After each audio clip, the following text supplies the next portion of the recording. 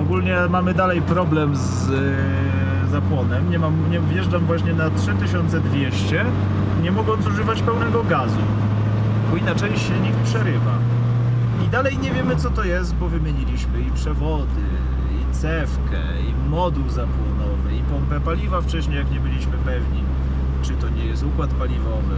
Ale to nie jest układ paliwowy, bo na gazie jest jeszcze gorzej. Także jest rewelacyjnie, jedziemy na jedynce.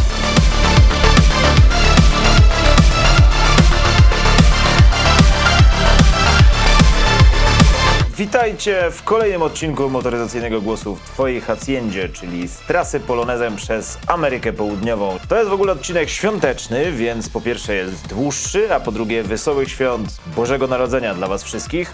I by pod choinką były części zamienne, a śledzik sobie dobrze pływał czy coś. Tymczasem my tu sobie właśnie jedziemy z Bogoty, stolicy Kolumbii, do Cali, czyli na południowy zachód, tak mniej więcej. I uwaga, zwrot akcji. Nadal nie udało nam się usunąć awarii z poprzedniego odcinka. I teraz najważniejsza kwestia. Dlaczego zaczęło nas smyrać po dupie? No więc tego dnia w założeniu, podczas przejazdu z Bogoty do Salento, po drodze jest przełęcz na poziomie 3200 metrów nad poziomem morza.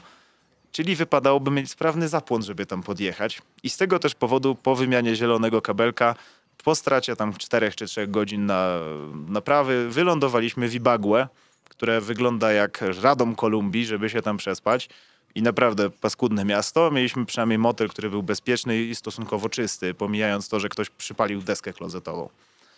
No i następnego dnia zadowoleni, myśląc, że to jest zielony kabelek, ruszyliśmy pod górę. Na podjeździe pod górę znowu się zaczęło to samo. Dojechaliśmy z uszkodzonym zapłonem na 3200, tak, ledwo dotykając gazu. Polonez wjechał.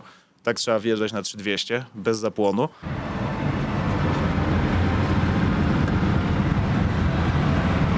Tam stało wojsko jak w jakimś filmie. A tutaj możemy się ewentualnie, ale nie mamy nawet gdzie się zatrzymać na widoczki. No i na zjeździe w końcu udało się wpaść na pomysł i to jest w ogóle idiotyczne, bo to jest abecadło jeżdżenia polonezem w dalekie trasy. Sprawdziłem kopułkę i palec. I okazało się, że kolejna nasza zgaduj zgadula, podejrzenie. Otóż ten przewód gdzieś tam opierał się o kopułkę i zobaczcie, są takie wybite wręcz dziury w tej kopułce.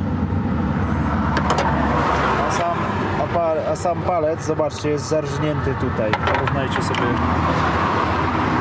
z tym. Jest możliwe, że to tutaj był chujowy kontakt po prostu. Zobaczymy. jeden z przewodów właśnie od parownika naciskał na kopułkę, tak że palec w nią walił, bo ona była lekko luźna. W efekcie palec się uszkodził, kopułka się uszkodziła. Czyli już zjeżdżając z góry, wymiana zajmująca 10 minut, palec, kopułka, wóz naprawiony. Udało się po 2 dniach. Naprawa, która jest w ogóle abecadłem poloneziarstwa, no ale po co używać mózgu, lepiej szukać trudniejszych rozwiązań. Natomiast 40 minut po wykonaniu tej naprawy dotarliśmy do Salento, gdzie się popisałem. No więc jak już dojechaliśmy na miejsce, to ja nie rozumiałem po hiszpańsku za bardzo. Jak pani mi mówiła, gdzie mam zaparkować pod pensjonatem, zjechałem do końca, po czym pani powiedziała, że powinienem zaparkować wyżej, ale już nie wyjechałem. Zakopałem się w żwirku, to było wczoraj, więc mieliśmy fajrant o 15, bo była niedziela, a to jest kraj latynoski, tutaj w niedzielę się nie pracuje, także dopiero dzisiaj przyjedzie ktoś za pół godziny nas stąd wyciągnąć. Przy okazji spaliłem sprzęgło, jest idealnie, ale przynajmniej sobie odpoczęliśmy, piwko dobre, widoczki ładne, miały być palmy, ale palm nie ma i tak jest zajebiście. No i przy okazji jeszcze jedna mała awaria, przegrzał się bezpiecznik chiński. W sensie nie przepalił się, tylko stopił się plastik, on się zmniejszył i przestał trzymać od wiatraka chłodnicy. Polecam chińskie bezpieczniki. Mieliśmy jechać zwiedzać palmy, ale niestety nic z tego nie wyjdzie, ponieważ się zakopałem, także idziemy zwiedzać pieszo miasteczko Salento. Poza tym tam widać w odległości jakąś palmę, więc się liczy. Jak widać, warto zwiedzić miasteczko Salento. Czy to jest Hyundai Pony? Tak. Ale ma progi Momo. Momo progi? Ua. To jest jakieś. Dalej, same klasyczki. Zobaczcie, zlot Youngtimerów, Youngtimer Salento. Co to kurwa jest? Willys jakiś kolejny spatologizowany? Nie, Suzuki. No. W Polsce by za to dawali grube pieniądze. No Twingo Boże, ale tu jest ich dużo.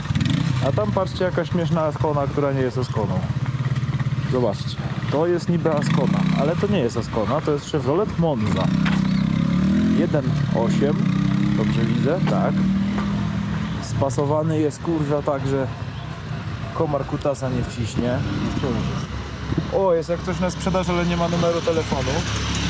Natomiast co jest niezwykłe, jest Oplem, starym Oplem, który nie zgnił. I ma koło od jakiegoś innego Chevroleta. Tutaj też było, widzę, dobrze naprawiane. Jest piękny. Kupowałbym, jakby mi się zjebał Polonez. Ale niestety Polonezem naprawiłem, więc nie kupię. Ogólnie to jest tutaj dziwnie, bo jest dużo ludzi z plecakami, którzy są biali. Także coś jest nie tak. O, a tam pani siedzi na koniu. Nawet na 5. Jak to? Zobaczcie. 5 koni naraz. Umiecie tak, frajerzy? Oczywiście, że nie umiecie. Patera.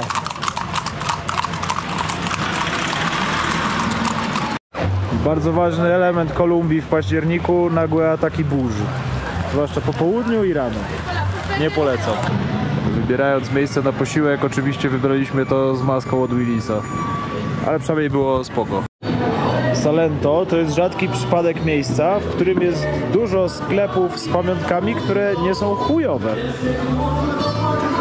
Ja bym tutaj przeprowadził ankietę, bo ta kawiarnia nazywa się Dunaj. Ile ludzi w niej wie, gdzie jest Dunaj? A tutaj policja uczy, jak strzelać do członków karteli. To jest oficjalnie mój ulubiony hotel. On nazywa się Hotel Droga Krajowa. To jest standardowy hotel, z którego korzystam, jak Polonez się spierdoli. Nielegalne uliczne walki psów. Ja stawiam na białego. Znaczy biało-czarnego. Jeśli chodzi o Kolumbię, to mój stary jest fanatykiem schodów. Cały kraj zajebany schodami. No więc znalazłem w końcu tą dolinę Kokora, ale gdzie są te wysokie palmy, ja się pytam. Za co ja zapłaciłem, znaczy w sumie to nie zapłaciłem. Ale spoko, GoPro wyciąga takie kolory, że to wygląda, jakby było ładnie. Jezu, GoPro to jest najlepsze urządzenie w historii ludzkości. Zaraz obok drona DJI. O, pies. Nawet się mnie wącha cię po siurze, wiesz o tym. Że już się poznaliście, ale że musisz ty go powąchać. Bierzemy go ze sobą. Co kurwa? Ale już musisz mu wyrobić papiery na granicę. Coś nam się, prawda, pomyliło i ewidentnie jedziemy do Armenii, czyli jesteśmy na Kaukazie. Natomiast nie wiem, czemu zamalowali Kokory. Patrzcie, mają tutaj ładę niwę 1000 koni bez zakucia. Esta punta está muy gorda.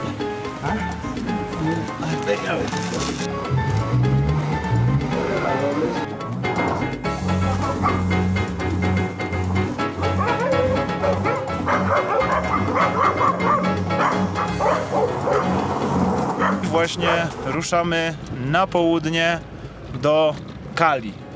Dlaczego? Bo zmierzamy powoli w stronę Ekwadoru oraz po cichu liczymy, że w Cali uda się spotkać z jakimiś graciarzami, bo właśnie w tym międzyczasie z pomocą tłumacza staram się dogadać.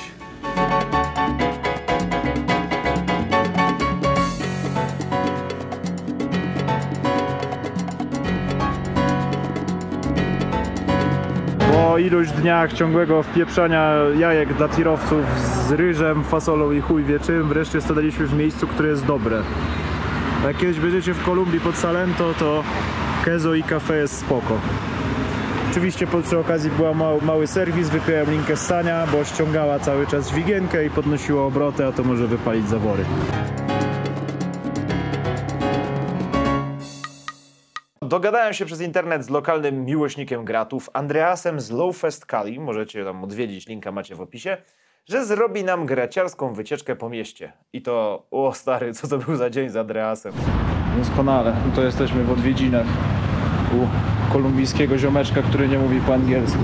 I już jest dobrze. O, jest nawet lepiej niż dobrze. To jest w pięknym stanie. Jak go wyciągnęli z szopy, tak został. Normalna sprawa. Stoi sobie chyba przedwojenny Plymouth na osiedlu. No tak trzeba żyć w Kolumbii. No. O, a tutaj mamy furki naszego ziomeczka. Jest potężny garbus. Jeszcze jest przed renowacją. O.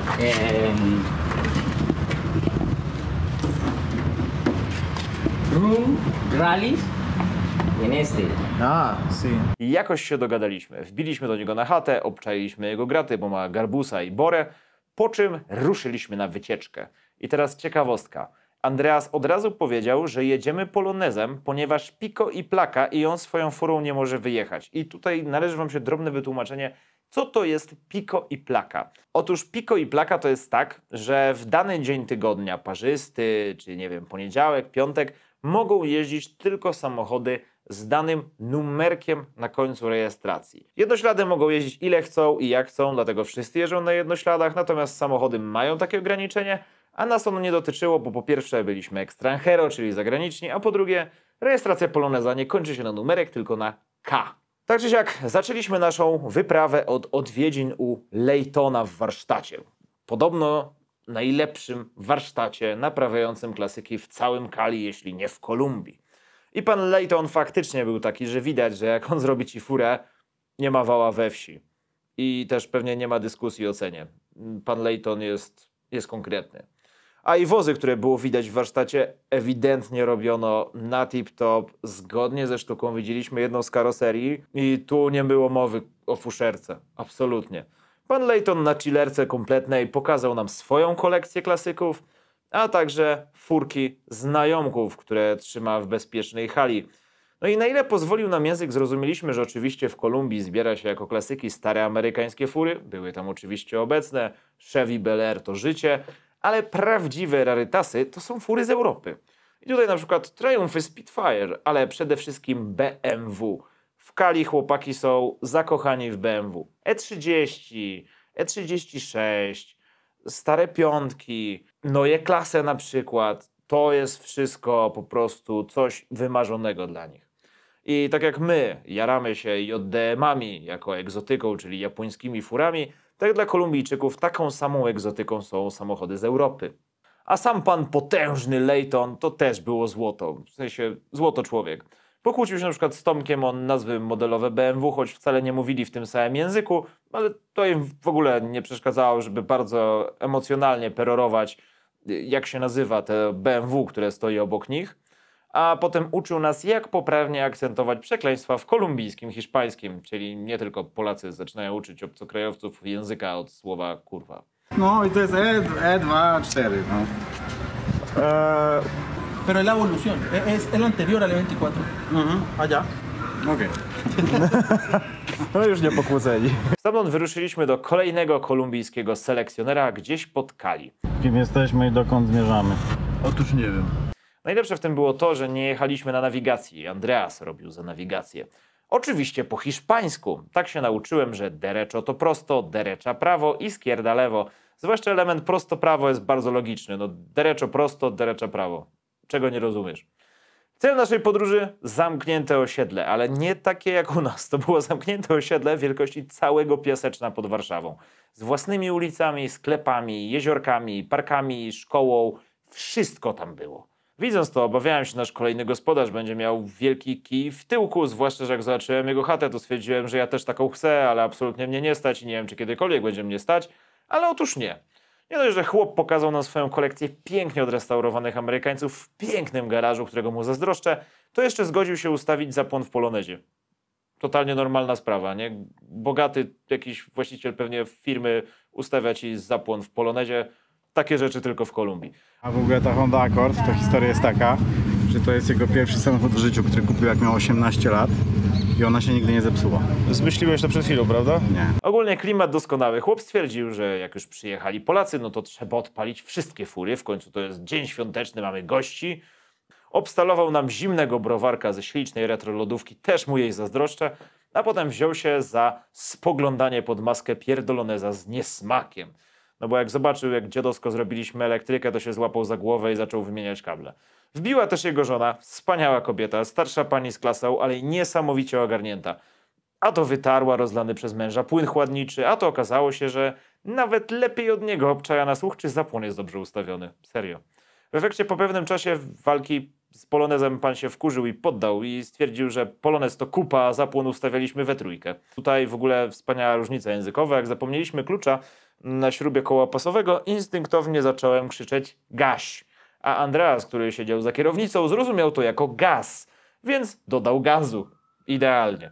Co do pana starszego, nie zrozumcie mnie źle, był super miły i chciał pomóc, ale miał podejście jak do turboklasyczka, a nie wozu wyprawowego i poloneza. Ważne, że zostawił nam lampę do ustawiania zapłonu, więc skoro już miałem do pomocy szanowną panią żonę, która ogarniała też chyba lepiej ode mnie, swoją drogą kobiety w Kolumbii doskonale ogarniają mechanikę. Nie jest dziwnym widokiem zobaczyć dziewczynę czy kobietę pracującą jako mechanik, naprawiającą własny samochód czy motocykl. Coś, co dla niektórych wąsatych Januszy w Polsce byłoby szokiem, tu jest powszechne i bardzo dobrze w sumie. No, także na podwórku bardzo bogatego kolekcjonera ostatnie 2 godziny spędziliśmy przy ustawianiu zapłonu w polonezie, ale więcej o tym opowie wam Koziar jutro, jak będziemy jechać do Pasto. A tutaj w ogóle przyjechał jakiś sąsiad Volvo. I tutaj Volvo jest super mega rzadkim klasyczkiem, że patrz Juan, mam nawet w ogóle zasłonki na tylną szybę. Nie no, świetna wersja. Ale bym tu spawał dyfer. Dobra, elo, do jutra. Dzisiaj zwiedzamy Popayan. Nie planowaliśmy go zwiedzać, ale mamy przymusowe zwiedzanie. Ponieważ, gdyż iż albowiem prawda, tego zapłon nadal nie działa, ale niedługo będzie działać. Bo odkryłem, co jest nie tak, tylko trzeba będzie to urzeźbić. No to po dłuższej przechadzce po Popayan stwierdzam, co następuje. Mianowicie Popayan jest średnie. Najlepsza rzecz w Popayan na razie. W sensie nie za bardzo jest co tu robić. Są takie sklepy bez sensu i stragany bez sensu. Ogólnie to jest takie miejsce, które zwiedzasz, jak ci się zepsuje polonez. Słuchajcie, po tygodniu walki udało mi się ustalić, co jest nie tak, dlaczego ten zapłon się rypał. Otóż, ponieważ to jest silnik GSI nieprzystosowany, znaczy nieprzetestowany, to ta rurka tutaj, o, tu, ona naciskała kopułkę, przez co ta kopułka wypadała ze swojego miejsca tutaj przy mocowaniu i palec uderzał w kopułkę i ją uszkadzał. Na czym polega problem? Optymalna pozycja zapłonu jest właśnie tam, gdzie ta rurka od magistrali wodnej naciska na kopułkę, więc muszę przerobić magistralę wodną i powinno to rozwiązać wszystkie nasze problemy. Odwiedziłem lokalne sklepy, zakupiłem przewód wodny, zakupiłem jakieś tam parę pierdół, brzeszczoty i będę zaraz działał. Pytamy, na ile to weszło, nie? Modyfikacja postępuje, mamy już prototyp, to jest nowa magistrala wodna, proszę bardzo. Lekko bantustanowa, bo ten przewód jest i tak za gruby, więc tutaj by się nie zmieścił, więc pójdzie tędy. A grzywnica to jest zbędny wymysł kapitalistyczny. Znaczy nie, no będzie nagrzewnica, tylko będzie trochę inaczej niż to założyła fabryka. Dobrze, że to jest na hydro, nie trzeba regulować zaworów, więc nie trzeba rozpinać układu chłodzenia do regulacji zaworów. Wygląda na to, że operacja się udała. Mam możliwość regulowania zapłonu. Bantustanowa magistrala działa. Jest dobrze.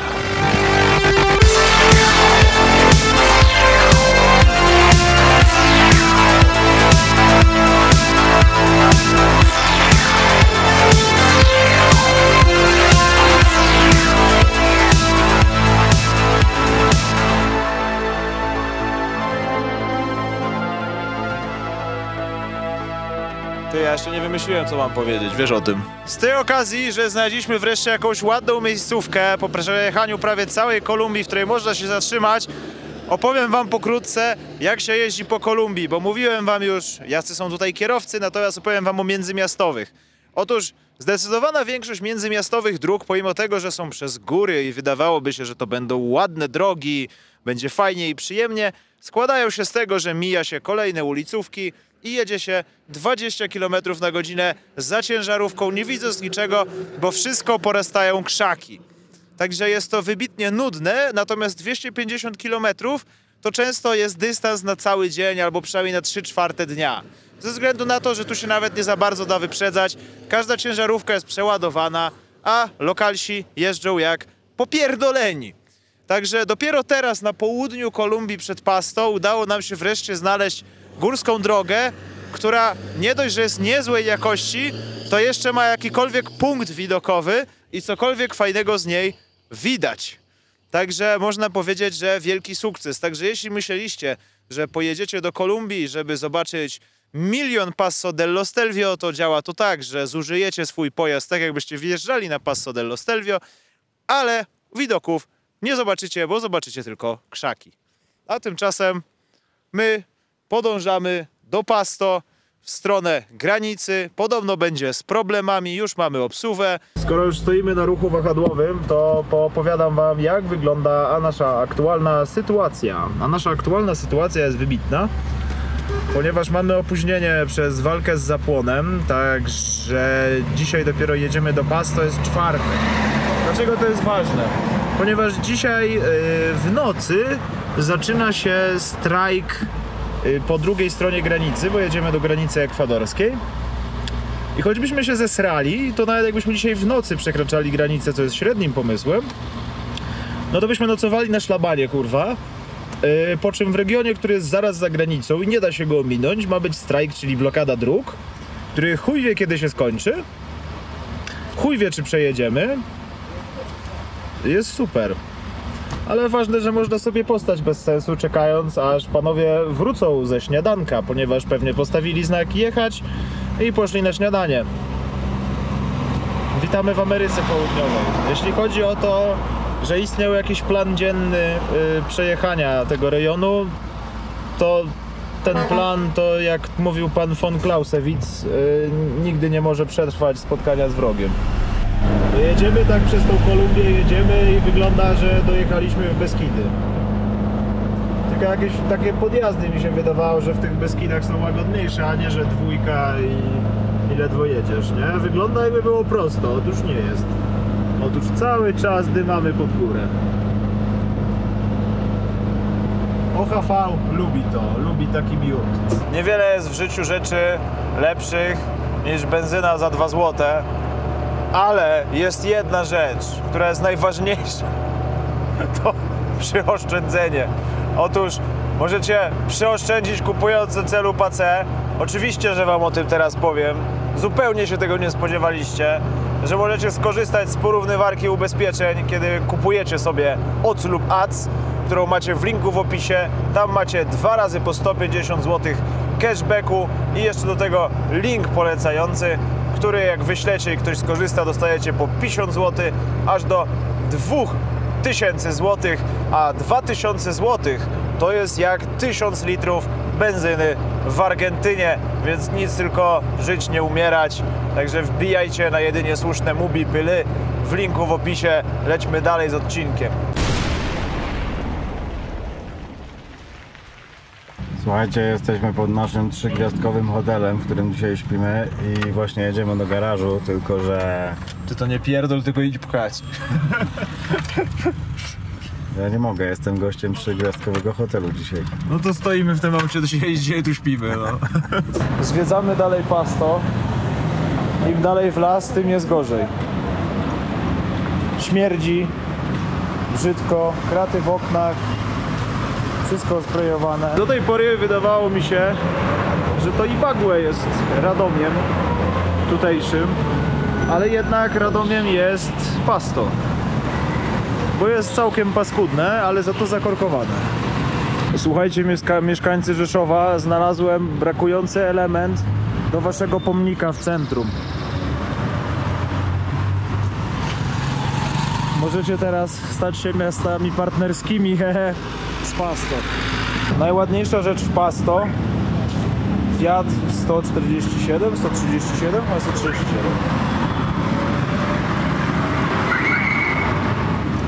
Nie, 147, już Brazylijczyk. 1300. Jeszcze na chromie. Ej, ale on to może być klasyczkiem, bo ma jeszcze ładnie zadbane wnętrze. Maseczka powieszona. No takim to bym jeździł. Jest 5:30. Jest super. Opowiem dlaczego jest 5:30 później jak się obudzę. A, dobra. Bo chcę to opowiedzieć tak, żeby to miało jakiś ład i skład w ogóle. No jak wygląda jakieś miasto o 5:30, już nie pamiętam gdzie jesteś. Katowice, to są Katowice. No właśnie, tak, to są Katowice, o patrzcie. Zacznę od początku. Dotarliśmy do Pasto, jadąc w stronę granicy przejścia granicznego Rumichaca i miejscowości Tulcan, Otavalo, Quito. Kiedy jechaliśmy do tej granicy, poznaliśmy po drodze Niemca na motorze, starszego pana, bardzo sympatyczny, pozdrawiamy Rolfa. I on nam powiedział, że ma informację, że po drugiej stronie granicy ekwadorscy kierowcy ciężarówek protestują i zablokowali drogi. Protesty, o tym wam jeszcze opowiem, o realiach tutaj w Ekwadorze, skąd te protesty. Natomiast w związku z tym zaczęliśmy się zastanawiać, czy powinniśmy przekraczać granicę akurat w tym miejscu. Dodatkowa informacja, którą otrzymaliśmy, była taka, że w weekend kolumbijskie granice będą zamknięte, ponieważ są głosowania i podobnież miały być zamknięte i w sobotę, i w niedzielę. Potem jeszcze nasz znajomy Węgier, którego poznaliśmy wcześniej, który przejechał granicę właśnie też dzień wcześniej, powiedział nam, że tak, są blokady, nie do przejechania autem, masakra. Stwierdziliśmy, dobra, trzeba wstać o 4:00 i pojechać na drugie przejście graniczne, ponieważ są tylko 2 otwarte przejścia graniczne lądowe między Ekwadorem i Kolumbią i do drugiego jedzie się ponad 8 godzin, realnie 9-10. Pojechaliśmy drogą, która teoretycznie była drogą krajową, teoretycznie to było chyba tylko 250-270 km. Okazało się, że ta droga... W naszej operacji ucieczki z Kolumbii jedziemy drogą, która na mapie była żółta, ale już wiemy, dlaczego jest beznadziejna czasówka. Ponieważ gdyż albowiem, jak widać, tutaj asfaltu nie ma. Więc może i nie trzeba wyprzedzać tirów, ale za to i tak jedziemy 25.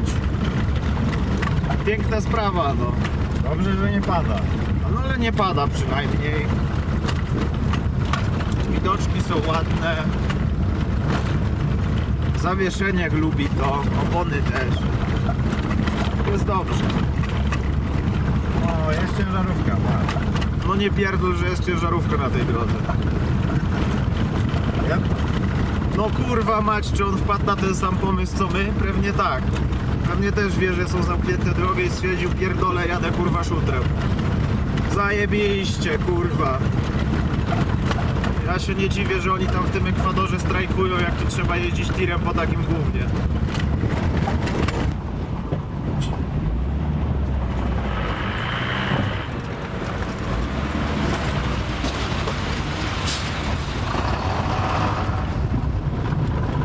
Jest dobrze, jest rewelacyjnie. Dzięki temu, że nie zjadłem śniadania i nie wypiłem kawy, nie tylko zmarnowałem pół godziny, ale i straciłem moje okulary. Do tego trzeba się mijać z ciężarówkami. No jest dobrze, można powiedzieć, że jest rewelacyjnie. Także będę teraz wyglądał jak Chińczyk, jak będę pracował przed komputerem. Także jest doskonale. Dobrze, że jeszcze nie mam tak dużej wady i coś widzę. Na przykład jestem w stanie, mogę na przykład prowadzić.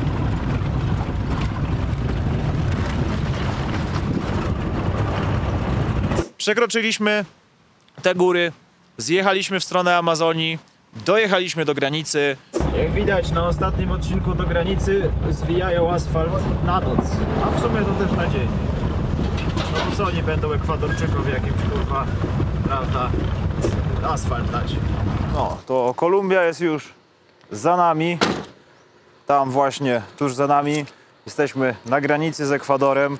Więc to jest ten moment, w którym mogę podsumować odrobinę coś o Kolumbii jako o kraju. No więc przede wszystkim wszyscy opowiadają, jaka to Kolumbia jest strasznie niebezpieczna i w ogóle wszystko najgorzej, wszystko źle, zabiją. Przy czym pokazuje się na miejscu, że jest bardzo cywilizowana. Nigdzie nie czułem się zagrożony, wszędzie było bezpiecznie. Miasta się rozwijają, oczywiście są jeszcze jakieś takie zadupia, gdzie tam są chatki z gówna, Ale tak naprawdę wszędzie jest spoko. Ludzie są mili, zaczepiają cię po to, żeby powiedzieć, że o, sztos wyprawa i w ogóle, i fajnie, że jesteś, i cieszą się, że przyjechałeś. Tak naprawdę bardzo pozytywny odbiór, bardzo cywilizowany kraj. I z tego, co gadałem z lokalsami, wychodzi, że te jakieś ich problemy kartelowo, czy tam jakieś partyzanci i tak dalej, to gdzieś tam w dżungli, a w pozostałych miejscach jest spoko. Także podsumowując, nie słuchajcie głupiego pierdolenia polskiego MSZ-u jak zwykle. A tymczasem, skoro jesteśmy na granicy, to teraz pora wjechać do Ekwadoru i... Generalnie jest zabawnie. Mam już stempel wjazdowy do Ekwadoru. Tomek zaraz to zrobi, tylko kupimy internet. Natomiast nie działa system, żeby auto odprawić. Podobno nie działa od 10 godzin, także dobrze idzie, dobrze idzie. Słuchajcie, po wspaniałym dniu bez śniadania, po epickiej walce dowiedzieliśmy się, że udało nam się odnieść sukces, który nie jest sukcesem. Ponieważ po 8 godzinach drogi dojechaliśmy na granicę. Jesteśmy już odbici na wyjazd z Kolumbii, to się udało. Czekamy, aż łaskawie uruchomił system, żeby zarejestrować samochód w Ekwadorze, który jest tam. I teraz najlepsze, po tej całej walce, po tym przejeździe przez te góry, po tym jak Polonez zaczął falować obrotami dzięki temu, a może by i zaczął bez tego, ale nieważne. Po całej tej walce nasz poznany na drodze Niemiec poinformował nas, że oto przekroczył granicę i dojechał do Quito na strzała i nic się złego nie wydarzyło. Natomiast na tej granicy prawdopodobnie będziemy musieli wrócić rano, podbić samochód. Ale przynajmniej pan celnik powiedział, że możemy pojechać tam do Nueva Loja i przespać się jak ludzie, a nie jak zwierzęta w samochodzie. Także można powiedzieć, że nie jest dobrze, nie jest źle, jest średnio.